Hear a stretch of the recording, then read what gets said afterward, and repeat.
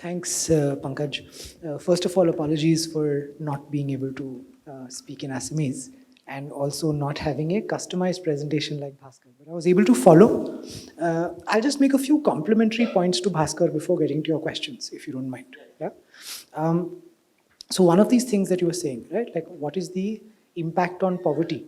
I don't know. Did you tell the audience what the impact on poverty was of no? Okay. So then I'll open this question to the audience, right? We'll do a show of hands. In 1947, India's poverty rate was approximately 50% of the population lived on below $1 a day. Right? I'll just ask for a show of hands in 1991. How many people think, because the stated intention of the policies we followed until 1991 was to help the poor. Right? We were a socialist country because we wanted to help poor people. What do you think in 1991 was the poverty rate in India? In 1991, it was still 50%, right? I'll just, so you can see that in the graph here, right? In 1991, the poverty rate remained unchanged from independence. And after 1991 to 2011, just in 20 years, the poverty rate went down to around 20%. Right? That is the difference between when you play under a regulator that is interventionist versus when you play under a regulator that gives you more freedom. Right? The poor people were actually the ones that got helped the most. Right? Today, the narrative that you hear is, oh, it creates inequality, it creates super rich, but actually it reduces poverty, is what happens. So that's just one quick thing that I want to say. The other thing I want to just point out, so this is an example of what has happened to India's exports in labor-intensive areas. So Bhaskar very clearly made the point that if in our country the regulator or the neutral umpire is very interventionist, the sport suffers, right? You get fewer spectators, fewer viewers. What happens here is that in other countries, the same thing is not true. So in that competition, we lose. This graph that you see, right, is this 45-degree line. On the x-axis, you have what is India's share of population in the world. On the y-axis, you have what is India's share of labor-intensive exports in the world. So if your share of exports is as much as your share of population, you'll be on that straight line. Right? And if your share of exports is below, you'll be below it. We can see very clearly where India is, right? Far below. China is far above. But interestingly, all other countries are also far above. Right? Every country, Vietnam, Bangladesh, everybody is above that 45-degree line, only we are below. Basically, that means our share of exports, what we should be earning, we are giving away to everyone else because we have decided that harsh rules on industry, harsh rules on business is how we will help the poor, right? And actually we end up hurting the poor because it's the poor people who will work in industry, right? If you place very strong rules on industry, that means industry will not come and invest. Poor people will stay in the farms, they will stay in the roads, they will not go into factories because there are no factories. All the factories are in China.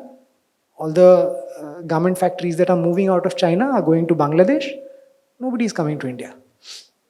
So I think these are very good points that Bhaskar made. Coming to the question that Pankaj was asking, what is the proper role of regulation, right? Government has actually a very important role to play. Without government, you will get anarchy, right? Like things will be worse. But it's important to understand what is the proper role. And that proper role is the neutral regulator, right? Like you have to set the rules of the game, and the rules of the game have to be set in such a way that the game is enjoyable by everybody. It's enjoyed by the players, it's enjoyed by the viewers. instead of trying to jump in and set some things here or there. One example of governments trying to set um, additional rules which are hurtful is price controls, right? You come in and you say, okay, I'm going to cap the price. I'll take a few examples that are non-controversial and a few that are slightly more controversial, but I'll try and give examples that help people understand why price controls are so dangerous.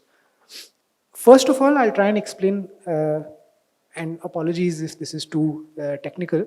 Please, somebody should put up their hand and say, don't want to listen to this. Yeah?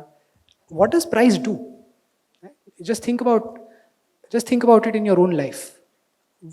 What does a price do?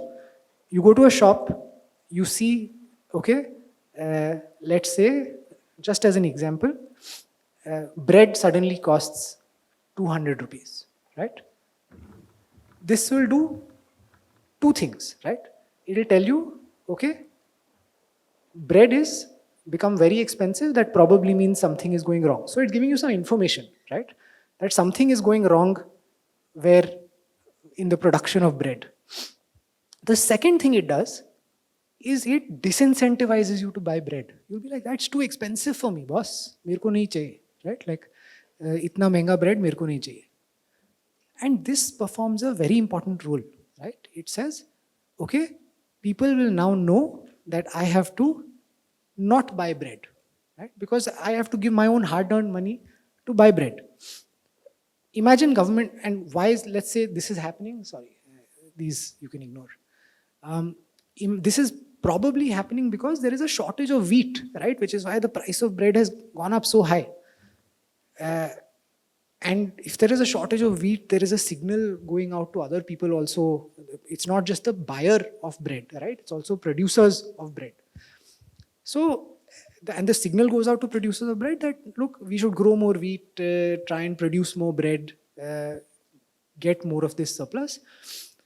When we cap the prices, no information is available to anybody and no proper incentives. Now, one perfect example, of course, of this, and this is slightly controversial, is on the input side, electricity to farmers is free in India, right? What does this do? It means that you can pump out as much water as you want off the ground, right? And you can put it into crops that are very water intensive. You can put it into crops that are very water intensive in areas that don't have much water. So in all of North India, all of Punjab, Haryana, we are having 3 crops a year of paddy, which is a very water intensive crop, because water is free. When water is free, you will use as much of it without caring. There is no incentive for you to reduce. One more example that we can take is price control in drugs in India, right? Price control in drugs in India is, since 2013, the drugs control order was passed and it placed approximately 700 drugs under the price control order. As you would expect, more and more companies have stopped producing those drugs. They are producing other drugs. And interestingly, prices of drugs in other drugs have fallen. Because there is more competition there, the prices of the drugs that are controlled are actually going up much more. And this is not something that I'm saying. The Economic Survey of India has done this research and is saying this, right? So interestingly, one arm of government will recognize that, look, this is not something we should be doing, but another arm of government will continue to do it. And these distortions just add up, increase inefficiencies across the board, and cause this kind of massive damage to our economy.